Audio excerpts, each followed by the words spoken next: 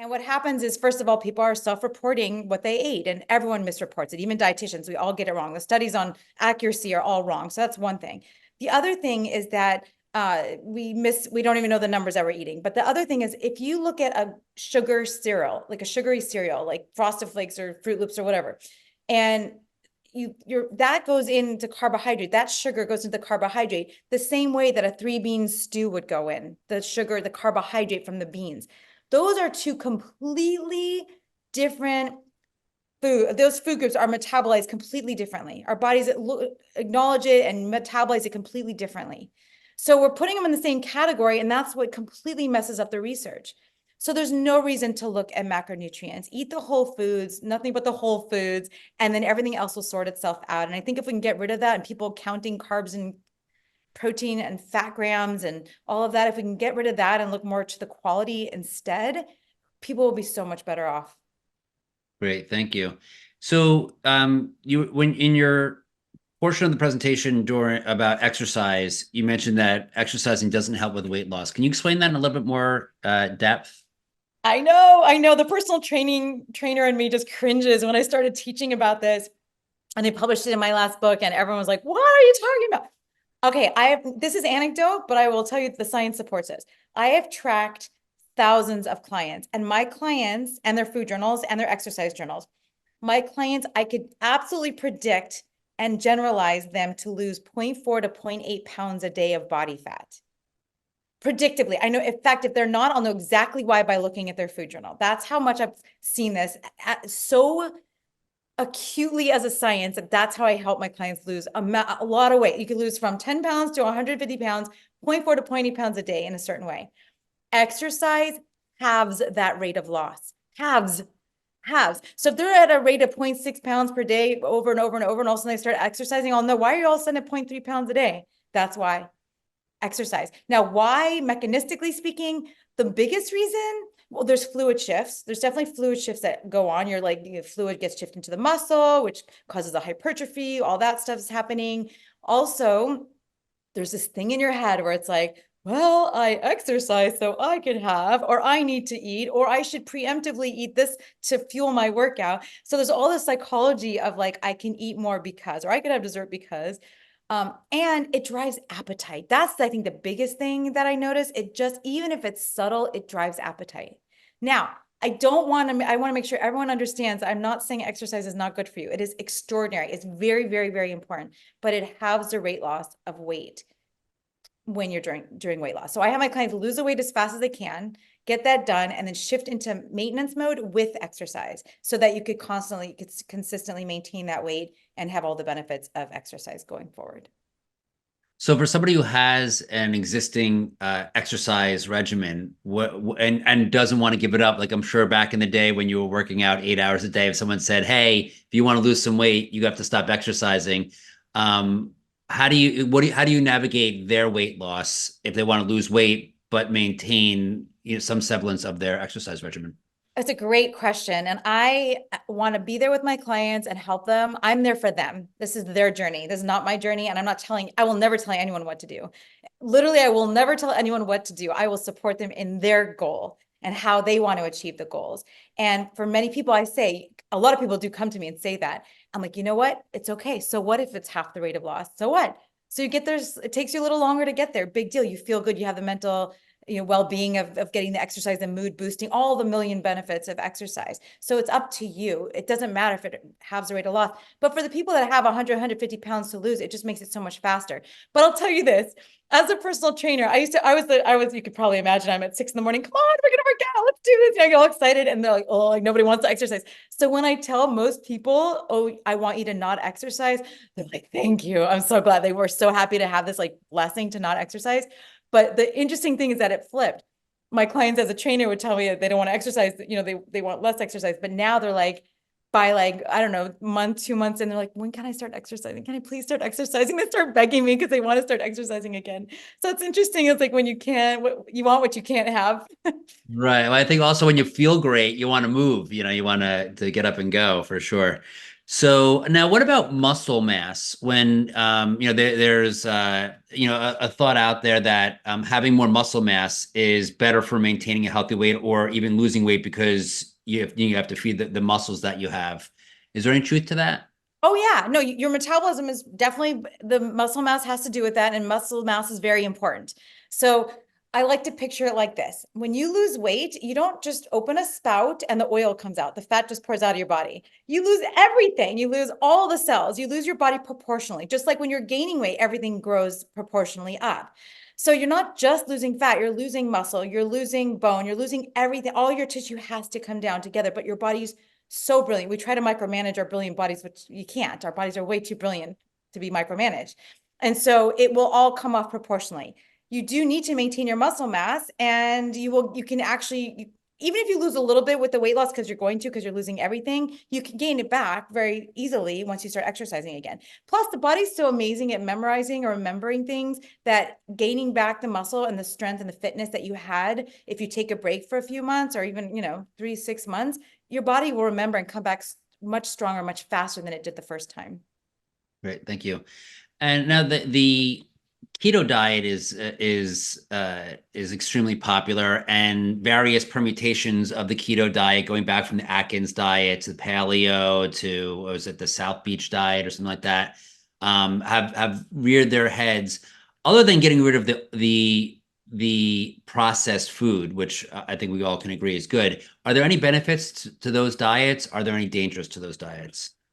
Well, yeah, compared to what is the question not asked often enough. So if you're coming from the standard Western diet and you're going to a keto diet, you're probably better off because you're, again, like you said, you're getting rid of the ultra processed foods. You're probably eating less because there's so little that you can eat. So that could be the benefit of it. And you could lose weight with it because you could lose weight anyway. There's the Twinkie diet. You could lose weight in so many ways. That's just one way. But there are risks because if you look at all the things we were talking about in terms of health span and promotion of chronic disease with the animal products, if you're consuming those exclusively and you're limiting your fruits and vegetable intake and you're limiting your legumes and all the things that we know are health promoting and help with health span and longevity, you're not getting any of those benefits and you're getting all of the risks. So these people, I have so many clients coming to me like, I was on the keto, I lost all this weight, and then I had one bowl of rice and gain 10 pounds, whatever those type of things, because you do adapt to eating low carbohydrate. Your body adapts, but their labs look horrible. They're, of course, predictably so. Their lipid profiles are all bad. Their microbiome becomes dysbiotic. Their inflammation levels are high. Everything that you would expect is happening when you're eating a keto diet. Now, the weight loss itself does, offer some benefit. So just the weight loss itself you could see some benefit, but then I think long-term, if you're consuming all that animal product and you're not consuming all the whole plant foods, you're going to see the results. I see it all the time in the lab work of the people coming to me after doing that. And what's the impact of the keto diet on insulin resistance? The impact of it on insulin resistance. Temporarily, it's fine because you're not consuming the carbohydrates in addition to it. So temporarily, you're in this state where, yeah, you're insulin resistant, you're looking good, right? You can stabilize all the blood sugar, all those things, but then you add in some of those healthy foods and your body like overreacts to it. So it's a matter of adaptation on and off of that diet that could change your blood glucose patterns and your insulin patterns. But long-term, it's just not sustainable. It's not healthy. Great, thank you. What's the impact of sleep on how we eat? Oh, there's a lot of impacts on sleep. Sleep is so important. And I'm coming to you as a chronic insomniac, but when you get a good night's sleep, you're making better food decisions, you are functioning better, you are more efficient. There's a million reasons why sleep is important for your circadian clock, all of that. So ideally, you get into a nice sleep routine and sleep habits. And that's what we talked about in Health Span Solution, making sure you're not eating before bed, you give yourself at least 3 hours without food, you get rid of the screens, you get rid of all the blue lights. So, I have a red light bulb in my room, like you try to get rid of the blue lights for a few hours. So your brain, the suprachiasmatic nucleus can kind of shift into sleep mode. You keep the room and the house cool. Your bed should be cool because temperature is really important, because the role of melatonin is to dump heat from your extremities so that it can help you go into shift into sleep. So there's a lot of benefits of sleep, but there's a lot of things you can do to try to promote a healthy sleep routine, going to sleep at the same time, waking up at the same time 7 days a week as best you can. But even someone like me, I do it all the time, and I still have always struggled with sleep. So it's a hard thing. It's important. So it's something you want to like focus on as best you can, but it can impact your weight. It can impact everything in your life. Thank you. So in your book, the Choose You Now diet, you talk about not yo-yoing after your diet. How does the dietary suggestions that you make prevent people from yo-yoing? So most people yo-yo, and I yo-yoed my whole life, and that's what drove me to find out what the solutions are. It was my mission in life was to figure this out because I struggled with it my entire life. What happens is you go on a diet and you restrict a certain way, and of course you lose weight, and then you're done with the diet. So you go back to your old thing. And so what I teach my clients are sustainable habits. And it, again, the third component I said for this book is a whole food plant-based diet, time restricted eating, but most importantly, mindfulness. So once you have established those habits, which we do during the weight loss process, I always tell my clients I want them to have a PhD in weight loss working with me in their body, but I want them to also, while we're getting their PhD in weight loss in their body, we're also at the same time getting a PhD in maintenance in their body, because we're establishing these habits. But here's the kicker. When you get to your goal weight, that's when the diet begins. This is the most tenuous, precarious, delicate time. Your body just wants to go back to homeostasis. It just wants so badly to go back to what's comfortable. It's like, oh my God, what's going on? I'm starving. Help me, save me, save me. Let me eat whatever I can to go back. And it's easy for your head to go, well, I got to my goal weight. I know how to do this. I'm just going to have my donut or whatever it is. You have to treat that like the most important time of this whole process and lock it in. And so that's what I help my clients do, is transition from weight loss to maintenance. And it takes a long period of time. The longer you keep that number, the more your body can regulate and become homeostatic at that number. So remembering that that's when the diet begins is the most important point. And then we just really build on all of the habits that we've learned during the weight loss process and transition it into maintenance mode. And based on your experience, how long is that maintenance period, that where if someone gets to that maintenance period, they're much more likely to stay at that weight versus, let's say someone, keeps the weight off for a month versus a year? Like at what point do they tend to lock it in? The more the better. The more days, the more weeks, the more months behind you, the more locked in it is. So it's the more the better. You just have to keep going. But then you'll see that as it gets more and more locked in over weeks and months, you get a little bit more wiggle room. It's all about just, setting those boundaries so that when you're using more and more wiggle room, that you're not letting it get out of control, and you lose that stability. So it's not like a one answer. There is no one, it's not this many days. It's just like habits. There's some research says 21 days to create a habit. Some says 1 year. Some just say, I love the conclusion that the more days that you do it, the more likely it is to lock in as a habit. And that's what it really, the truth is. Great, thank you. So, are there any essential medical tests that you recommend that everyone should consider getting regularly to ensure optimal health and early detection of any potential health issues? Oh yeah. I mean, I do the standards. I like to look at standard panels. I love, the CAM7, the CBC, of course, lipid panel. I do like to look at vitamin D status. That's important. And I don't want to just blindly recommend vitamin D supplements, but vitamin D status is really important, especially for health span, because of maintaining bone mass and a lot of other reasons as well. So I have them do vitamin D test, MMA, methylmalonic acid, and B12, just to know B12 status, although anyone on a plant-based diet or anyone over the age of 50 needs to be supplementing with B12. That's something you can blindly recommend because it's water soluble versus vitamin D, which is fat soluble. Thyroid, the regular annual labs that most people recommend. Is just nice to have baselines and just to establish them every year. Glucose, all that, hemoglobin A1C. All right, great. I'm going to open up to our audience to ask a few questions here. So, Myra A, please state where you're from and ask your question. I'm from Florida, and my question is, Julieanna spoke about intermittent fasting, and I've been reading some studies now that intermittent fasting is related to higher cardiovascular events happening in the future. So I was just wondering what your thoughts were on that. Yes, I saw that study and thank you for asking that. And I have to go back to that study because I read it when it first came out and I have to go back to the details of it, but I remember not being scared of it, not thinking it didn't change my recommendations, but I can't remember the mechanism. I'm so sorry. I definitely will look into that again. That was a good study. Did it sound like it was that's a real phenomena that people who are intermittent fasting are having more events? I don't want to quote it because I don't No, remember no it worries. exactly. I don't want to just pretend I know what I'm talking about because I don't remember the details of that study. It was something that you definitely would need more information, but one study does not unseat a whole, ton of literature on something. So I always look at that stuff, but I also kind of take it with a grain of salt. And but I would thank you for asking that. I will go back to that. Great. Next question is coming from Beth S. Please state where you're from and ask your question. Hi, I'm talking to you from Tulsa, Oklahoma, and I'm wondering if we're soaking our legumes overnight and using a pressure cooker and still having gassiness. Do you have suggestions? Have you tried adding the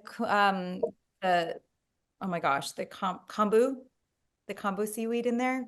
No, but not in a while. I can try that again. Thank you. That seems to help people a lot too. The other thing I tell people when you're transitioning onto it, if you're eating it regularly, then I don't know why you could be sensitive to it. But most people, if they're transitioning to eating more legumes, some people are so sensitive that you really have to stepwise into it and start with very small doses, and then be consistent with it. Because if you're consistent with it, your microbiome is shifting. Like again, I said, it shifts all the time. So every time you have a dose of legumes or whatever, and it's like a big, your body's like, wow, yay, party with the prebiotics. You need to adjust to it and your microbiome is going to shift. And so that's what the gas can be. The release of gases is coming from those microbiota. And so if you're shifting onto it, start small and be consistent, have it every day, and then stepwise into like, even if it's like, I remember one client who was like, I can't have 2 beans so start with 2 beans if they're very little, but like start a quarter cup, have it every day and it should get used to it. But if you are eating it every day already and that's still bothering you, try different beans. Sometimes some people are better with different beans. Lentils, if it's really still bothering you, is it in combination with other foods? Is it, if you're having, a big dose of it, like start to notice kind of the details of what irritates you, but that could be more inter-individual variability there. But there are some people that just react to it because it's a very high prebiotic, high fiber food that, really does cause a shift in the microbiome. And can you go over what kombu is and why that seems to help with digestion? Yeah, kombu is a seaweed. It's a sea vegetable. And if you put it in there, it's supposed to help reduce the oligosaccharides, which is what promotes the gas. And talk about sea vegetables. We had that speaker I mentioned about iodine, and she was kind of warning about eating sea vegetables because of all the toxins that basically saying that the sea vegetables are sponges for all these great nutrients, but now that there's toxins in the water, they're sponges for that too. What are your thoughts on the dangers of eating really anything from the sea nowadays with how much we've polluted the ocean? I know that's the problem, but if you think about it, even like if the fish is concentrating even more, because it's right, it's bioconcentrating it, and so it's not as concentrated in the sea vegetables. But there's toxins in our soil, there's toxins in our water, there's toxins in our air, there's toxins everywhere. And so what I like to tell people really is to, it's like I was taught this many years ago by an immunologist, and he said, you've got like this bucket and you're putting stuff into this bucket and there's like toxins and there's, viruses and bacteria and cancer cells and all the stuff that's filling up your bucket all day long. So the goal is to try to like prevent it from overflowing, right? And so do the best that you can, but a little piece of kombu once in a while in your beans that you're not even eating, I can't see as a problem. So look at the overall basis of your diet. I mean, the same thing for arsenic and rice, and the same goes for, there's a lot of things like that where there's definitely concentrations of different toxins. And so you do your best. You have to do your best because we don't live in a pristine world, unfortunately. Yeah, it does get a little mentally challenging. All right. So next question is coming from Joe W. Please state. Hi, Julianne. If you really wanted to maximize health span diet-wise, would that be raw vegan with a lot of sprouts? And do you have any comment on food combining? There's no science to show food combining there's any science behind it. I have seen anecdotally in my clients and myself that fruit is an interesting kind of outstander on that. And again, this is totally anecdote, that if you eat fruit with other foods, sometimes for some people, because it's, if you're eating it with other foods that are slower in absorption, that it might like give you some GI distress. So some people do better eating fruit by itself.